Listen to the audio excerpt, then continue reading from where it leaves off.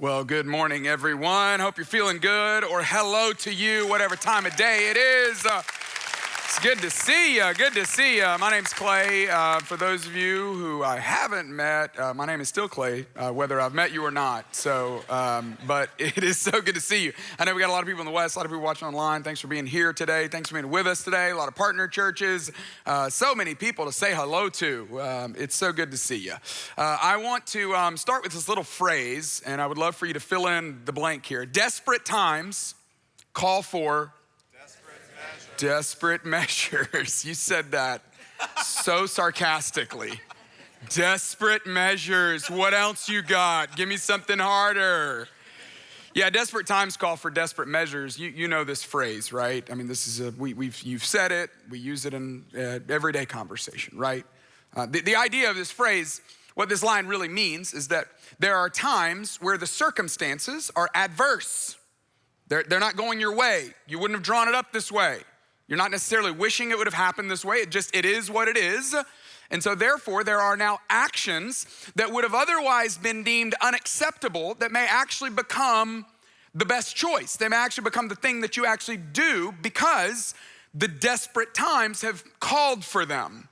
When I was thinking about this little line, I thought about my own particular life. When was the last time I can remember my desperate situation allowing for these desperate measures? You've got your own story as well. Mine, the first one that came to my mind happened about 10 years ago. I was sitting at Cracker Barrel having breakfast. It was a wonderful morning. I was in that season of life. You ever had these seasons where you're kind of focused on not letting your technology win, trying to be more present with the person that you're with? And so I didn't have my ringer on. I had the phone turned face down. I was not paying it any attention, despite the fact that my wife was 9 months pregnant. We had a child. At the time, we had a 2-year-old. So 2 years previous to this, we had a lovely little girl, and my wife was pregnant again. And the previous delivery was an induction. It was a scheduled induction. She was induced, okay? Now, we've got all kinds of opinions about everything in the world. Some of you don't think favorably of inductions. And I can tell you the last thing I need right now is your judgment. So, And I say that knowing that you will willingly give it to me, and you are welcome to, but I'm just telling you I don't need it. Nonetheless, the second child was coming and was scheduled to be induced the next day. So in my mind, the thing that I loved about the idea of the induction is it felt scheduled. We weren't having a baby today, we're having a baby tomorrow. So I'm sitting there with this gentleman who was a previous professor of mine in graduate school. And my wife and I both were friends with him and took his class, and he was in town for something. And so we were getting together to have breakfast. I was so glad to see this old friend, and we were catching up. We were in such deep conversation that, again, wasn't paying any attention to my phone. And I get into the parking lot after I'd said goodbye and look at my phone, and I had 17 missed phone calls from the love of my life. And I also had a series of text messages that I guess the best way to put it is they escalated in severity. They escalated in the level of threat as well. The first one said, "Hey babe, no big deal. Hope you're having a great morning. My water just broke." Next text said, "Hey, sure would be great if you could give me a call. Doesn't seem super serious, but it feels like we ought to go to the hospital." Next text, "Are you getting these?" Next text, all caps, "What are you doing?" And then the final text was, "Do you enjoy your life? If so, call me now." So I quickly, called her. I was like, "Hey, I rush home. She's standing outside on the street. She already had a neighbor come over to get our 2-year-old. She's standing there with her bag packed, tears running down her face, being like, "I thought I could depend on you." And I was like, "You should have known you couldn't depend on me. You should know that, I was like, no, oh my gosh, I'm so here for you in this moment." I broke every traffic law that there is to break on the way to the hospital. I was flying. I was zipping through, using, any area that you could fit a car on, I was like, this is meant for transportation. Stop signs were only an encouragement, red lights, they were just a suggestion. Anything and everything you could do to break the law, I was breaking. And I wish I could say it was for the health of our child. It was not. I wish I could say it was out of love for my wife. It was not. It was only for my own life. That is only why I broke the laws. And I honestly thought, okay, if my wife has this baby in this car, I don't feel like we'll stay married. And I'm pretty sure I won't be living past this incident. So I was really committed to getting there on time. We did, everything turned out fine. But the situation, the desperate nature of the situation called for this way that would have otherwise been unacceptable that was now seemed in my mind at least acceptable. And you have situations like that, right? Where the desperation caused you to do things that you look back on and go, whoa, that was crazy. I want to talk about desperation today. I want to talk about what do we do in those seasons of life? We don't really like those desperate situations. Nobody today is going like, man, I wish I was in more of a desperate situation. No, they're not fun. We don't enjoy them.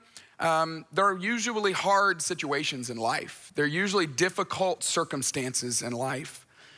But I want to specifically talk about not just desperation in life, but I want to talk about how does desperation fit into a relationship with God? And I recognize some of you have a relationship with God, and then there may be others of you that you're just not quite sure what you think about God. Maybe you're not quite sure what God thinks about you. Maybe you're just not quite sure what to do with faith or whether or not you should even have faith in a God that would even allow the circumstances that would cause the desperation to rise. In fact, let me just ask this question. This is kind of it's a leveling question, because regardless of your religious beliefs, regardless of your religious background, whether you consider yourself a Christian or not, everyone has had a situation where they felt desperate for God. When was the last time you felt desperate with God? Can you think of that moment when you felt like, that situation where you're like, God, if you don't come through, I don't know what I'm gonna do. Maybe it was a job you were trying to get. Maybe it was a check that you needed to come in the mail. Maybe it was approval that you needed for something. Maybe it was to get into something. Maybe it was some kind of health scare. But it's usually those situations that feel out of our control where we feel like, God, we need this outcome to go the way we need it to go, and we feel desperate for it. What's even sometimes more challenging is not just the desperation we feel with God to move on our behalf, but sometimes we feel actually desperate for God. When was the last time you felt desperate for God? God, more than needing approval for this, more than needing the outcome to go my way for this, more than needing the check to come in the mail, more than needing this to clear up, I need you. I need you. I need to know you're here. I need to know you got me. I need to know that I've got you. That's what I want to talk about today. I want to talk about those moments in life where we're completely out of options, where we've run out, we've tried everything. We're going to look at this story that's found in this one particular chapter in one of the accounts of Jesus' life. It's in Mark 5, if you have a Bible, you can turn there. If you have technology on your phone that you use as the Bible, I would love for you to open it up because I want to read this account of this relationship that somebody had with Jesus, this interaction someone had with Jesus. In Mark 5, there's actually 3 of them. And in all 3 of these stories, we're only going to look at the last one, but in all 3 of them, these are stories of people who were desperate. They didn't have anywhere to turn. They didn't have anywhere to go. They didn't have any options left on the table. They had tried everything else. In some of their situations, everything had been tried on them. And in every one of these experiences, and every one of these instances, and every one of these interactions, it's showcasing the type of person that Jesus rescued then, and I believe the type of person Jesus still rescues today, even in the middle of our desperation. And my hope is that it's gonna be a little bit of maybe a map for us a little bit of a pathway for us to know, what do I do with this desperation that I feel? The story that I want to look at is about a guy who's a religious leader. I mean, this guy was buttoned up. This guy had it all together. And this guy had no doubt sought solutions that were beyond this world. He had tried every solution that was in this world, and he was now looking outside of his own world. And Jesus, in this interaction, no matter what you think about him or what you think he thinks about you or what you feel about him, here's the best news of the day, is that Jesus is going to prove more personal than ever, even to the one who knew religion, but knew that religion could not provide all that he needed religion to provide. And Jesus shows up and meets him personally and intimately. And that is great news, no matter what your background is today. And my hope is that maybe today, that if you're feeling that sense of desperation today, that this might inform the way you choose to approach God. I told you all of this is out of Mark 5, and we're gonna jump into the middle of the chapter. He had just had this experience with this man that they don't even tell us this man's name. We just know him as the Demon-Possessed Man. How about that for a nickname, right? The Demon-Possessed Man, and the story was Jesus took these demons and he cast the demons out and cast them. He looked around, it was as if he was going, where do I put these demons now? And he cast the demons into this herd of pigs, 2,000 of them, that then ran off the cliff. Bad day for bacon. Jesus, after he leaves that situation, he crosses a lake and he gets onto the other side of the lake, and that's where we're gonna pick up this particular day in the life of Jesus. This is Mark chapter 5, verse 21. When Jesus had again crossed over by boat to the other side of the lake, a large crowd gathered around him while he was by the lake. This is a common theme in his life. There's always people pressing, always people wanting, always people desiring. Hey, help me figure this out. But for whatever reason, this one particular man, his name is Jairus, he gets chosen out of the crowd. He steps out of the crowd. He somehow gets Jesus' attention in the middle of the crowd. One of the synagogue leaders named Jairus came, and when he saw Jesus, he fell at his feet. He's just immediately begging Jesus, I've got a problem. And he was a synagogue leader. So here's what we would have known about this man. He probably wasn't a rabbi, so he wasn't on the pastor side. He wasn't on the helping people out, navigating their spiritual life side. He was on the operation side. You know, any ministry or any synagogue or any church, it's 51% ministry and 49% business. You know, you got people that work there that help figure out, okay, how do we train the people, and how do we hire the people, and how do we pay the people, and how do we order resources, and how do we make sure that everything's moving along so that people can have the experience we want them to have. And that was Jairus. And so he would have been a man who, he would have had a lot of respect in this community. People knew of him. He was a man of great stature, as we're gonna see later in the story. But he was someone who was facing a hopeless crisis. So hopeless that it drove him to his knees, begging with all earnestness that Jesus might intercede into his crisis and cure the problem that he was facing that he couldn't fix on his own.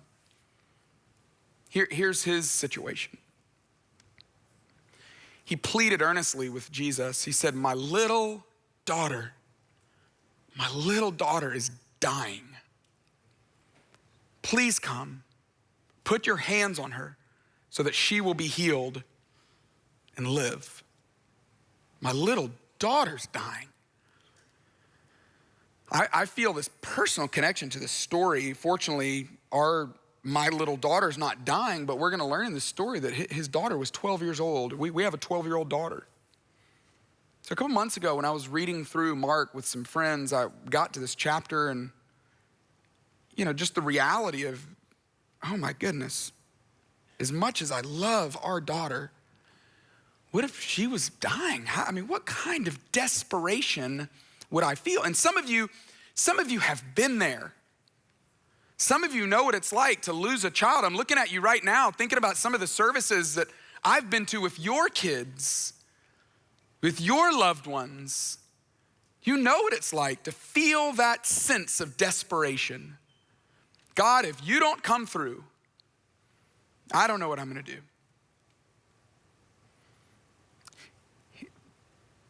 the way Jesus responds to this, it's just so simple,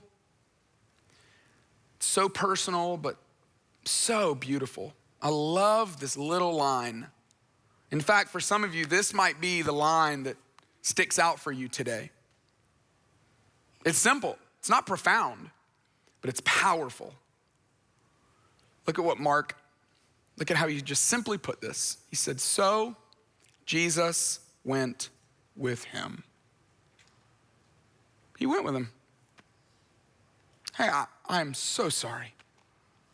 I'm not making you any promises. I'm not telling you what's gonna happen. I don't even know how hard this is gonna be, how challenging this is gonna be, but if there is a mess in your life and you are inviting me into the mess, I'm in.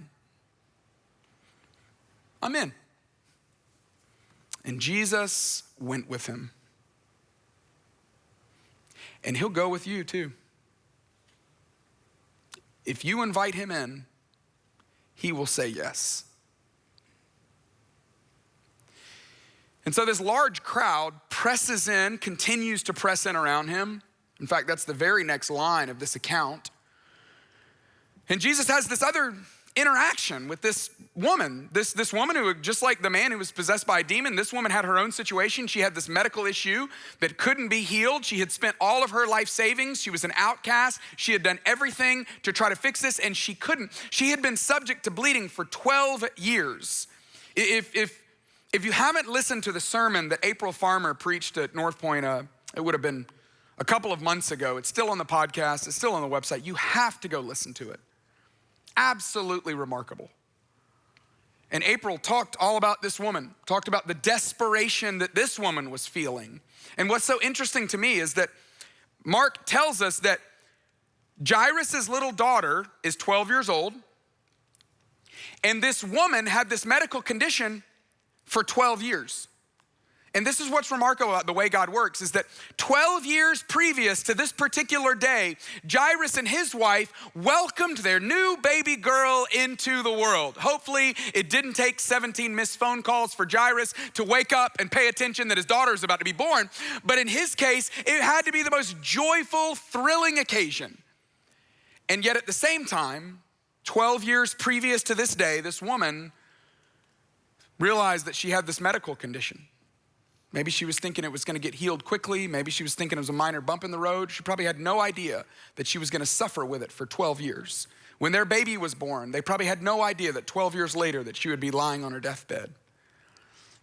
But this is the way life works, that joy and suffering often run on parallel tracks. And in both cases, it escalated, it moved to a moment where God was going to prove how powerful he actually is.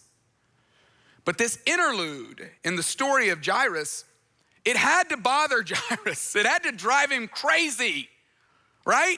I mean, you know what it's like to have to wait. When's the last time you waited on something? Do you realize we don't wait on anything anymore? I was in the bank the other day. I had to wait for like 3 minutes and I about lost it. I was like, how have you not automated this? Why can't the app do it? This is absurd. I'm sure they were like, sir, it's been 3 minutes. I'm like, I haven't waited 3 minutes in years. What are you doing? I mean, have you been through a drive-through lately where they took forever and you're just like, get it together?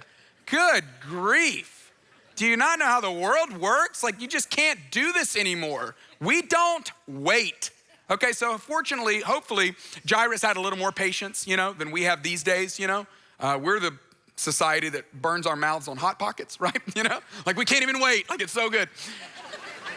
But in Jairus' case, hopefully he's over there, able to be patient a little bit, able to wait, But I'm sure after a while he was like, okay, lady, all right, sorry about your bleeding, okay? It's gotta be rough for you. My daughter's about to die, all right?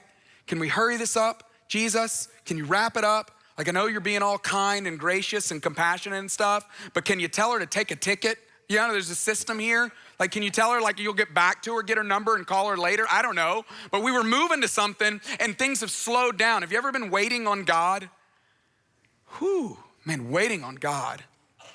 It's agonizing. So you're like, God, it's gonna be too late. Like, do you know what you're doing? We don't have time. We do not have time for this. And then the worst news came. As he's waiting, while Jesus was still speaking, some people came from the house of Jairus, the synagogue leader, and they said to him, they said, Jairus, your daughter's dead. I'm so sorry. We just got the news. We came straight from your house. I don't know what your plan was and what you were trying to do with Jesus, and I know you had a lot of hope that maybe that might help, but she's already dead. I'm so sorry. And then they ask him this question that I don't know if you've ever used these exact words, but I've felt this way, and I'm sure you felt this way before. They said, why bother the teacher anymore? Why would you bother? Like, we get you were bothering him when there was an option because you wanted him to help, but now there's no option, so why would you still bother him? Have you ever felt like you're bothering God? Have you ever prayed for something so earnestly and so consistently and so faithfully? Maybe even it was already over. Maybe the paper had been signed. Maybe the deal had been done. Maybe it had already closed. Maybe you'd already lost it. It didn't happen. But you felt compelled to still ask him, God, come on, come on, come on. Can't you come through? Can't you undo it? Can't you change the outcome? I feel like I'm bothering you, but can't you please come through? Here's one of the things we learn about the way Jesus responds to Jairus is that Jesus does not seem the least bit bothered by Jairus. And I hope today that you take a lot of comfort in the fact that God is never bothered by you. He's never bothered by you. He's not annoyed at you.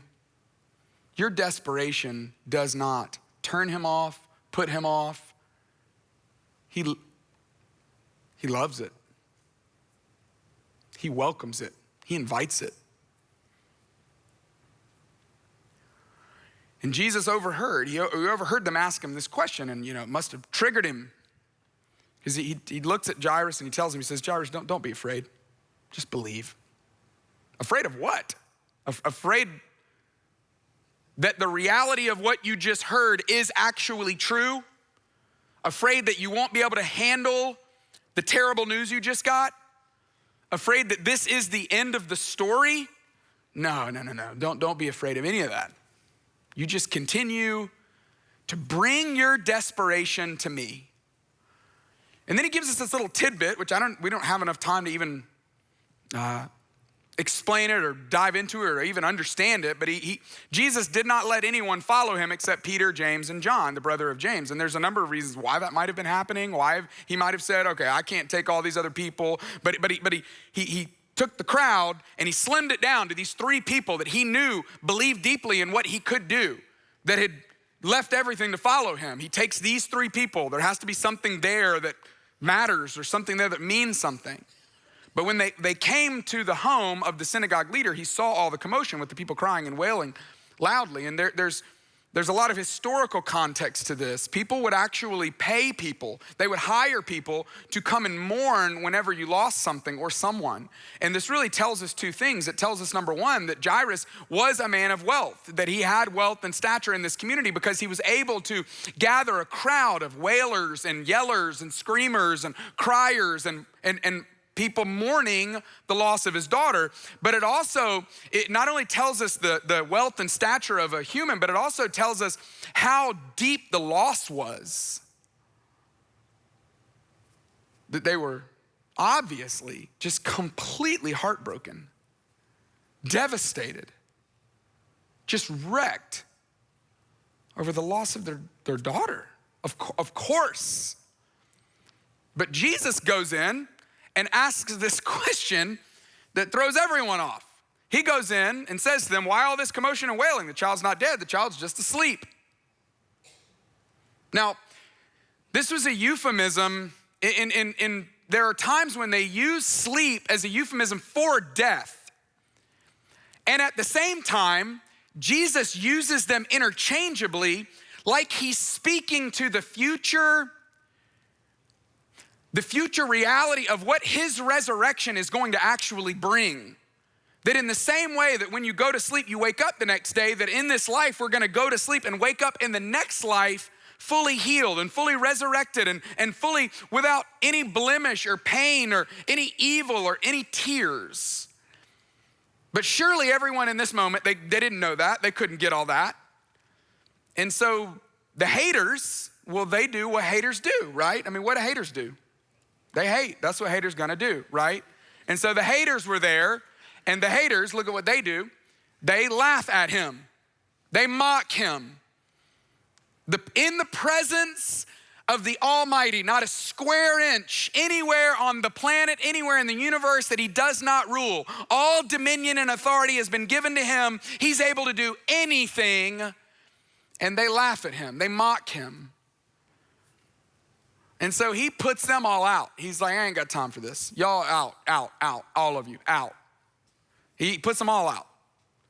And he took the child's father and mother and the disciples who were with him, and he went in where the child was. So just picture this if you can. I mean, this is hard to experience the depth of this pain, but you can imagine Jesus takes the father, takes the mother, and he goes into where this girl is. There she is, laying there, lifeless, breathless.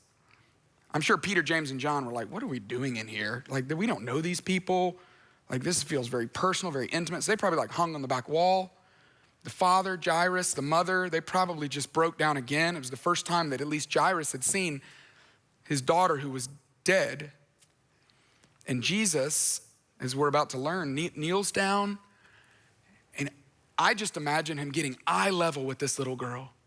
And he grabs her hand and he holds her hand and looks at her, and with all compassion and all command, he tells her something. Here's what Mark tells us, that he took her by the hand and he said to her, Talitha cum. Fortunately, Mark translates this for us, which means, little girl, I say to you, get up. You don't speak Aramaic. I don't either. But if you say it confident enough, people think you do, you know? I don't even know if that's how this is pronounced. I'm gonna go with it, but I don't really know. But what we do know is that it means, little girl, get up. And it doesn't just mean like, what's up, girl, like friend. No, it's like a tender designation for someone that you love, like a father would say to a little girl, like a grandpa would say to his granddaughter. I mean, just imagine this dad is standing there, and as Jesus speaks these words, Talitha cum, he probably had this flood of memories coming back of all the times he would have said that to his own daughter. She's 1 year old and she's learning to walk, and her little legs are wobbly like a little deer standing up, you know, trying to figure out how to walk, and she takes a step or two and then she falls, as 1 year olds are prone to do. And the dad probably looks at her with so much compassion but so much authority and says, Talitha cum, come on, you got this, stand up. Or maybe she's 5 or 6 and she's playing outside, and the dad's like doing some yard work, and he sees her and one of the kids bumps her and she falls down. And maybe she's kind of hurt and she's skinned up her knee, and the dad's trying to instill confidence, and he looks at her and says, Talitha, come on, cum, get up, you can do this. Or maybe, she's 12, so she's at that age where she's starting to sleep a little late, you know? And so maybe it's like a Friday morning, and it's been a long week, and she's gonna be late for school, and he goes into her room and opens up the blinds and gets some light in there because she's about to miss the bus. And he's like, Talitha, cum, hustle up, come on. But it's loving, it's my little daughter. Tender, I love you, compassionate, but it's authoritative. It's an imperative. Get up, I say to you, get up. And this is Jesus. All the care in the world, all the compassion in the world, but all the command in the world. He says, I tell you, get up. And you know what happened? Immediately, the girl stood up and began to walk around. She was 12 years old. These parents, could you even fathom? They're overjoyed, elated. There's not an adjective to explain it. Mark tries, he says, they were completely astonished. They couldn't believe it. I can't believe God did this. And Jesus gives strict orders for them not to let anyone know about this. That's another story for another day. And then he tells them, hey, get this girl something to eat. Why is nobody on their way to Chick-fil-A? Like, come on. Like, get her some nuggets, get her some waffle fries. Like, what are we doing here? Like, let's help her out here. Come on. I know for some of you, maybe you're thinking, well, God hasn't done that for me. Maybe some of you are in the middle of a situation where you're hoping, you're praying for this kind of resurrection. But for all of us, whether we're in the middle of a desperate situation or not, I think this teaches us something that has the opportunity to help us understand what to do about our desperation, how we can approach God. In fact, that's what I want to do just for the remaining few minutes that we have is what does this interaction with Jesus teach us about how we can, not should, no, how we get to approach God. What do we do with that desperation that we feel? God, I need you to come through. What do we do with all of that? How does God feel about all of that? Here's the first thing we learn is that God isn't turned off by your desperation. God's not turned off by your desperation. In fact, God welcomes your desperation. This is what always baffles me about God, is that God has this reciprocal nature about himself. When you draw near to God, James tells us that God draws near to you. When you return to God, what does God do to you? He returns to you. When you seek after God, what happens? It's in the seeking that you find God. Now, this is not the silver lining. The silver lining is not, oh, and they got to know God better. No, that is the main thing.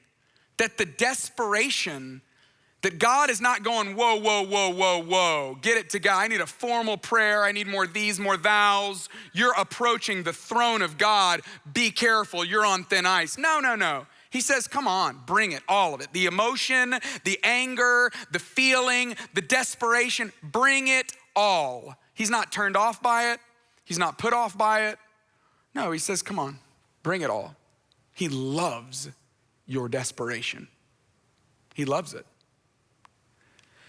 We also learned that God isn't put off by being your last resort. I mean, as far as we know, Jairus was like, if this doesn't work, I don't have any other options. It seems like he had done everything else. The bleeding woman, it seemed like she had done everything else. This demon-possessed man, it seemed like he had done everything else. And at their last resort, they're like, I guess I'll try God, you know. Some of you showed up today for that same reason. You've tried everything. You've tried it all, and it hasn't worked. So you're like, well, I guess I'll try God. See, as humans, we don't like that, right? Have you ever been invited somewhere, you know? It's like a dinner party, and you're like 12th on the list, but it's like the top 4 friends. And you're like, whoa, how did I get in that? And you kind of want to ask, but you don't want to know, you know? It's like a golf event, you know, it's a foursome, and you're like, I'm not even that good of friends with them, but like, it's the master, so what am I going to do, you know? So like, this is crazy. And you want to ask, I'm just curious, how many other people did you call? Like 5, 7, 8, what was it, you know? I'm great, I'm in. Like, answer's yes, but I'm just curious, you know? Was I the last resort? Like, was I the last one? And see, that might bother us about someone, that might be because we're humans, but God, he's not insecure. God's not put off by the fact that he's your last resort. He's not gonna be like, oh, did you already go to the doctor and that didn't work, huh? Oh, you went to the chiropractor as well? Okay, did that do anything? Oh, the acupuncture as well. Okay, how did that go? You even went to get your tarot read? Is that a thing? Oh, you did that too? Okay, well that's even, okay, well we're gonna really have to talk about that. How dare you? I am not gonna let you live any of that down. I'll help you, but I'm gonna remind you about that every single time we talk. No, he doesn't do any of that. He's just like, come on. I'm fine. If I'm your last resort, that's fine. Because he's not insecure. He just wants you. That's why he loves your desperation. He just wants you. In fact, Jesus, when you decide to turn to him, what you're gonna find is that he's a safe refuge, even if he's your last resort. He'll never make you feel guilty. He'll never make you feel shame. If you feel any of that, it's from somewhere else, but it's not from him. Now, the last thing we learn is that the desperation, it deepens your relationship with God. That's what it does. That's the best part about the desperation, is it deepens your relationship with God. I mean, imagine Jairus for the rest of his life. I'm sure he just felt so connected to Jesus. Of course, Jesus healed his daughter, but even if he hadn't, he would have had this experience with Jesus that would have changed everything. I mean, did you hear what happened to the daughter, by the way? Have you heard the end of the story? Some of you are like, what verse is this? No, it's not in there. I'm just telling you, I know what happened. She died. I don't know how long it was, but I'm just telling you, the daughter died. Because there's a 1-to-1 ratio, like that's what happens, you know? Like she did eventually die. I mean, maybe she lived long enough to where she got to, experience the joy of a wedding. And maybe she got to have a child or 2 or 3 or whatever. I mean, maybe she got to do a lot of great stuff and made Jairus a grandpa and all this stuff. But eventually she did die. I mean, it's not about she lived. That's not the point of this, because we do all eventually die. And I'm not making light of the fact that sometimes people do die. It is hard and painful and we miss them, but we are all going to die. But how sad would it be that while we're alive that we miss out on the greatest joy of life, which is knowing him? See, Jesus showed up, but it wasn't just to enhance the circumstance. In fact, that's not even what God doesn't just want to enhance your circumstance. He doesn't just want to come through so that your life will be better. He doesn't just want to come through so that you'll experience the joy of getting into the school or having the deal go through or experiencing the joy of the relationship that might happen out of it. No. He just wants to develop and deepen your relationship with him. That's the whole point of it, is that he's powerful enough to move. He's powerful enough to resurrect. And in the middle of your faith in him to come through, you get to know him. And you don't have to wait till it gets really bad. You don't have to wait until you're at your wit's end. You don't have to wait until you're at the end of your rope. What if you decided to turn to him now? What if he was your first response as opposed to your last resort? How much more would you know him? How much more would you get to walk with him? How much more would you get to experience his love and his grace and his presence and him accepting the invitation? So why not? Instead of just waiting, why not just come to him now? Bring all the desperation to him now. In fact, don't even wait until you feel desperate. Just go ahead and start now by saying, I want to let you know I'm all in. I want to already be all in. And you might be at a place where you're at the end of your rope. I am so sorry. What's remarkable is that God sometimes uses the end of our rope as the beginning of hope. And maybe that's where God has you today, that he wants to instill hope in you as you put your trust in him. Not that he'll come through, maybe he will. And unfortunately, as we have all experienced, sometimes he doesn't. But pray for it anyway. God, would you bring that kind of resurrection to my situation? And pray for it desperately. Pray for it with passion. Beg him. You're not bothering him. No, bring it all to him. And as you do, you're gonna get to know him in a way that you wouldn't otherwise get to know him. And that is the best news of it all. That's what God wants us to do with our desperation. Heavenly Father, I pray that, God, all the situations right now, God, that are in limbo, I can't imagine how many of them there are where people are just hoping, wishing, praying, begging, come through. God, I pray that you would. I pray that you would bring resurrection to relationships and businesses and careers, that you would bring hope to hopeless situations. And God, in all the places that it seems like you're not, or it seems like you don't, or it seems like you won't, God, I pray that we would find hope and joy in that deeper relationship with you. You have all the joy in the world waiting for us as we get to know you, as we deepen our relationship with you. That's the richness of life. That's the true way of life. So we pray that you'll come through. But God, even when you don't, I just pray that that desperation will lead to a deeper relationship with you, as you've done so many times before. And we pray all this in Jesus' name. Amen. Amen.